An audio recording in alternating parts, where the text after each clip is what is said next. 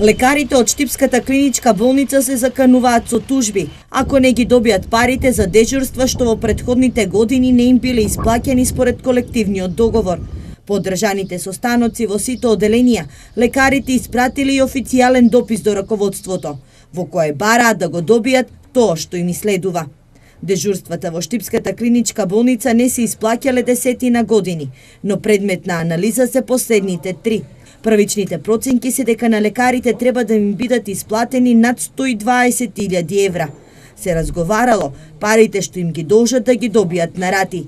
Од Штипската болница потврдуваат дека има такво барање, но допрва ќе прават анализи дали бил прекршен колективниот договор, а секој случај ќе го проверуваат поединечно. Правиме анализи, утврдуваме дали или не биле прекршени одредбите од колективниот договор во однос на исплатата на дежурствата. Тогаш ќе знаеме за која сума се работи, пошто и ќе бараме конкретни решенија. Велат од Штипската клиничка болница.